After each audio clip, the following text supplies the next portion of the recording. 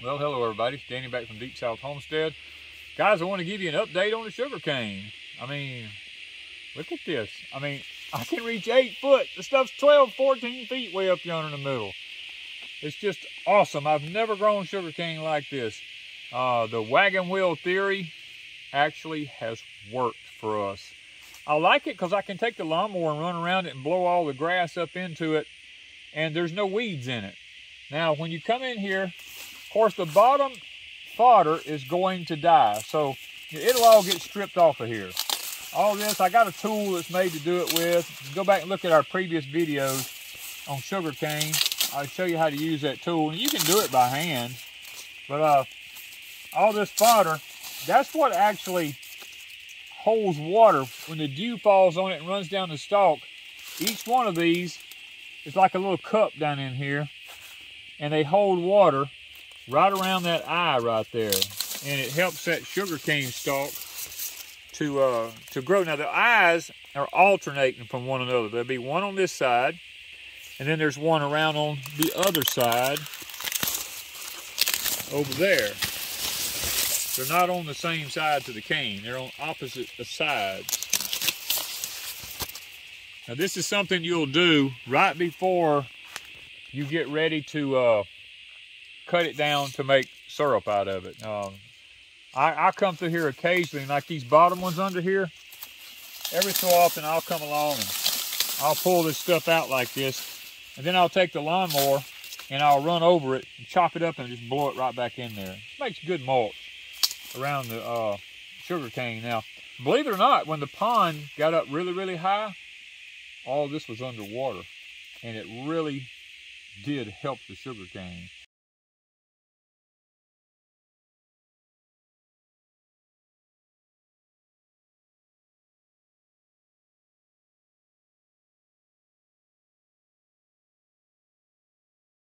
Yes, right out in the middle of the sugar cane, we got banana trees. We thought we'd throw them in here just to give it a tropical look. They're enclosed in all the sugar cane here. Now we do have another variety of sugar cane here. Now this variety here is chewing cane. You don't want to be stripping this one off by hand because it's got little fibers in it that kind of like fiberglass that'll get in you if you handle it too much. Now I've done it for years. I know where and how to grab it. But see, this is a big old purple cane. This is a chewing cane. Now, does it make syrup? Yes, it makes a really good, dark, rich syrup. And we keep it separate when we're making syrup. We don't have near as much of this. I think I've only got 2 clumps of it right here. I got this clump and that clump right there. And guys, there's like 50 plus stalks in each one of these clumps that we have here. I kind of figured it up the other day. I've got enough sugar cane here. I could probably do 4 or 5 batches of syrup. Now, that's a whole lot of syrup. We do normally just 2 batches a year, and we get like, what do we get, around 50 jars? 50 pint jars of syrup. So if there's like 4 of these, there would be over 100 pints of syrup. And you know what? The Lord has really blessed this year. And when the Lord blesses, sometimes I think we need to take advantage of it. It's not that we're hoarding or we're doing anything like that. Who knows, next year we may not have no sugar cane, because we had 1 year that we had no sugar cane to make any syrup out of. And we took what few stalks we had and planted them in here to make this, and it came back beyond anything I would ever comprehend. And you know what? We don't usually make syrup until late October. And with this being the size that it is now, if we don't get a storm in here like a hurricane or something, and by the time late October gets here, that stuff's liable to be 16 feet tall up yonder. Yeah, about 4 years ago, we grew some sugar cane in this same location right here that was comparable to this. We had 2 rows of it. 1 year it didn't do anything, and then the next year it grew up like this. So a lot of it has to do with the weather. And this year we've had fantastic weather for growing sugar cane. And we're just hoping and praying that by the time fall gets here and it comes time to make syrup, that the weather cooperates all the way to the end and we don't get some kind of bad storm in here and just twist it all up and tear it up. Because that happened to us on the back hill back yonder a couple of years ago. We had the most beautiful sugar cane and the storm come in and just twisted it all up and everything. We decided to sell most of it. We did cook out of it, but we decided to cut it up into pieces and sell it, and people came from all around to get it. We mailed out a ton of it, and we probably will sell some of this this year.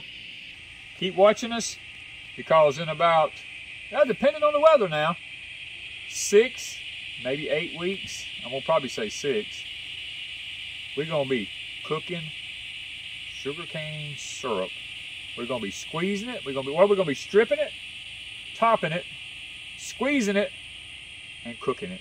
If the Lord's willing and our health holds out and the weather cooperates, because we got to have some pretty cold days, because if you don't, the bees will just take you over, and we don't need to be eat up with yellow jackets and honeybees and stuff like that. So we're going to wait for the right time. Whenever God gives it to us, it might be Thanksgiving. I've had to hold off to Thanksgiving before.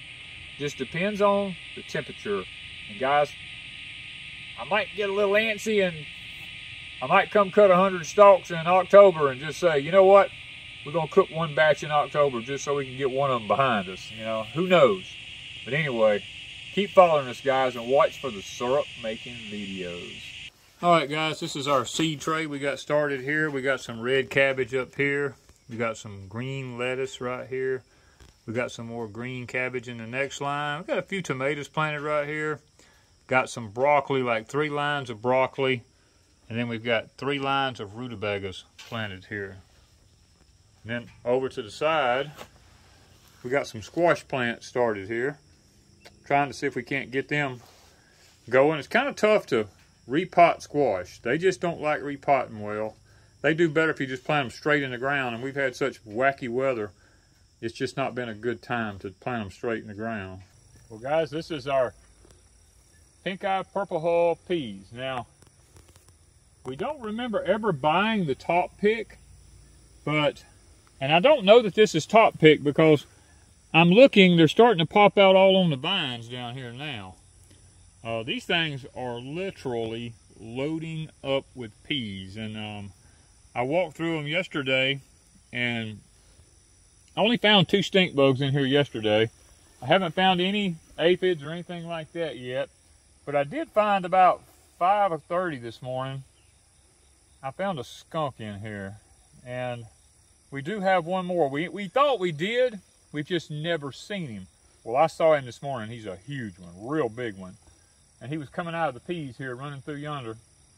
So I always check the peas early in the morning for rabbits or anything like that. Knock on wood, haven't had anything cause any problems. The one thing I wanted to show you is I have 1 stalk of Danny corn here. Look at the rest of this stuff. Now this is the Hopi. This is a Danny corn. It tried to do on the leaves what the other did, but it pulled out and actually took off and started growing. I ran over this thing with a tractor and everything else while I was plowing, and guys, I didn't think it'd even make it, you know, but it is pulled out and is a pretty stalk. It's got the same fertilizer as all the other. I mean, when I fertilized the peas, the fertilizer went right on it just like it did everything else. Same amount on that corn. I mean, I plowed it all at the same time. And I fertilized it all at the same time. This looks like it's been through some kind of furnace or something. It just looks like it's been heated up. I mean, you can look at it, guys. It looks like it's just been burnt up. Now, I have to admit, our heat indexes, this has only been the 2nd day, and we've had 94 days. The heat index has been way over 100 degrees. This has been like the 2nd or 3rd day that it hasn't been over 100-degree heat index. And, you know, is it the heat that's just doing it?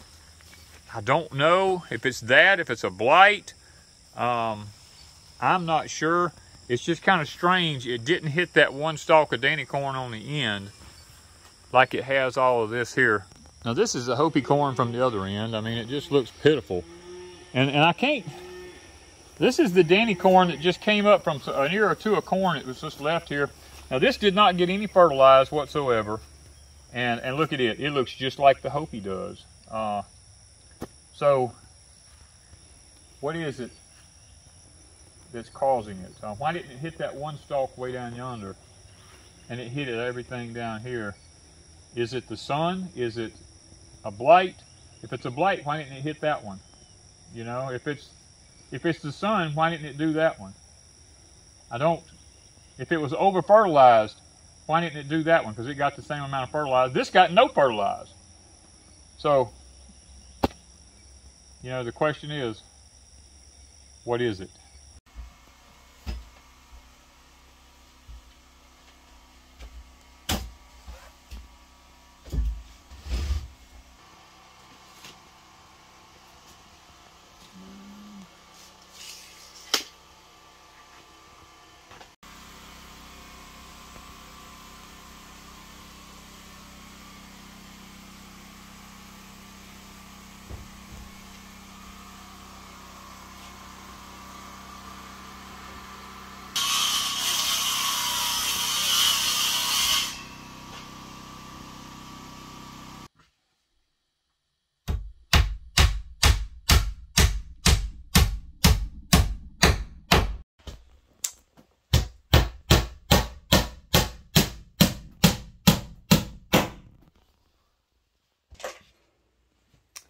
That's pretty awesome. Already painted and cased out.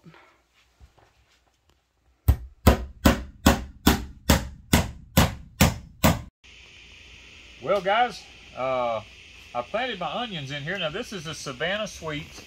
Wanda and I planted those one year here, and they done really, really good. And I kept to keep the Malabar picked up out of here. See how that Malabar comes up in there? It's everywhere. I bet I've pulled over 100 out of these tubs. They start coming up in here amongst my onions. Look at that. All that Malabar spinach seeds that just fell down in here. This is the Savannah Sweets. I did 2 drums of them. We wanted to try to do them in this fashion right here as compared to seed trays. I've always done them in seed trays in the past, and I just have a lot of trouble with them in them little plugs. So I decided to just put them in a drum, feed tub, whatever you want to call it. Just broadcast them in here, let them grow up, get to a certain height, cut the tops off of all of them, let them get a little thicker, and then when November comes, if they're still doing okay, I'll just come in here and pull them up by the handfuls, and we'll separate them out and take them out and plant them, you know, and see how they do. But you know what? This is really not the... Look at the Malabar. I'm telling you, they're everywhere. I mean, I'm going to have Malabar seeds, hopefully, for sale shortly. These things, I mean, you talking about fertile? Every one of them comes up. Every one of them little boogers come up, I'm telling you. And they didn't even dry. No, these wasn't dry. These just fell off the plant and fell in the tub.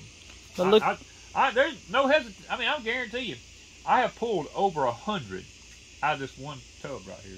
But look at this. These are the greens that the worms was on.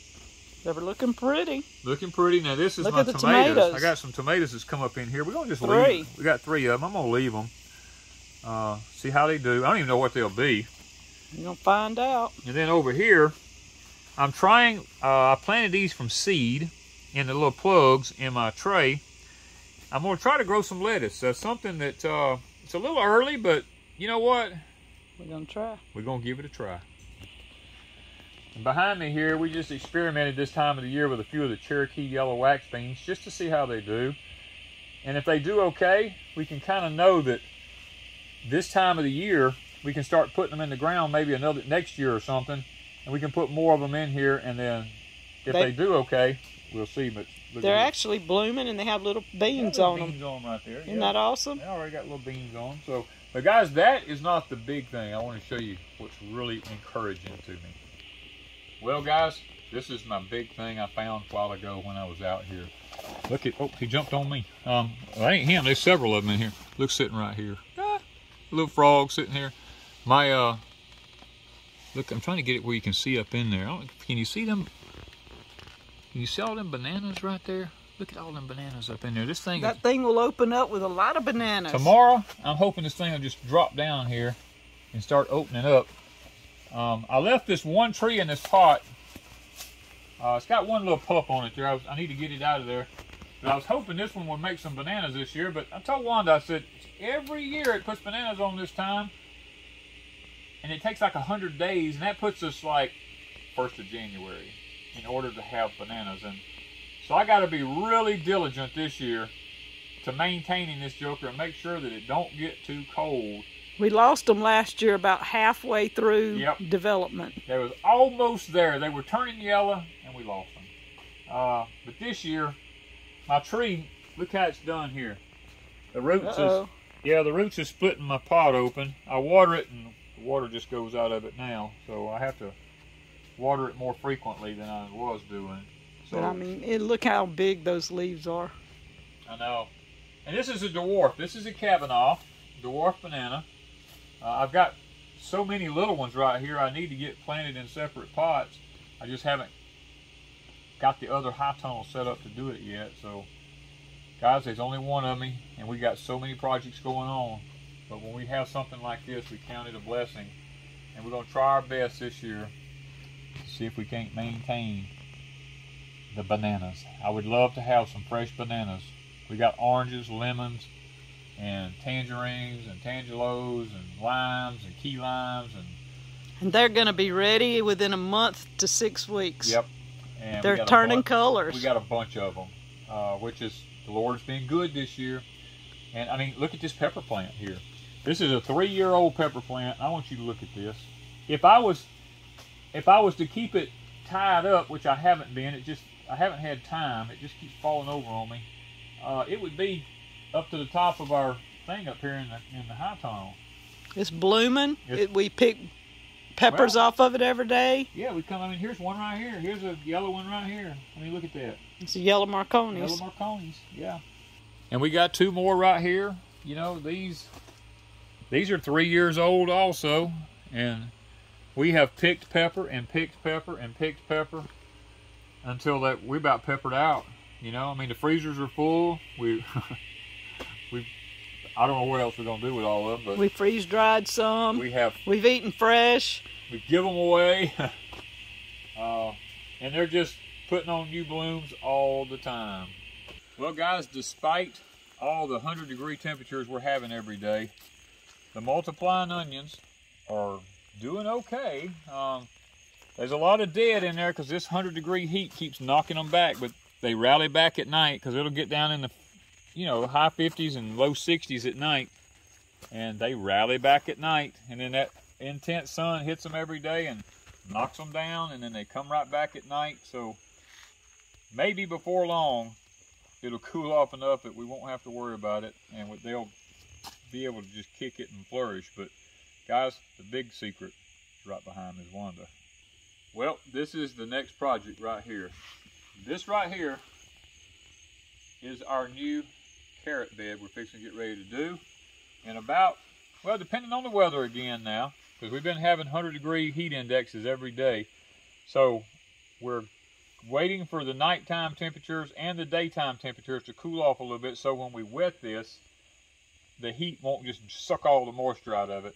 Guys, we're going to be planting carrots. We're going to be planting the Kuroda carrots. We found out that in the Deep South, that is the only variety we found that really kicks it. Now, we used to plant the Danvers half-longs for years until a subscriber turned us on to the Kuroda carrots from Hawaii, and ever since then, we've been hooked on them. I mean, they do fantastic. So, keep watching us. Another couple of weeks, you're going to see a carrots, Lord's willing, going in this bed right here. Thank you from Deep South Homestead.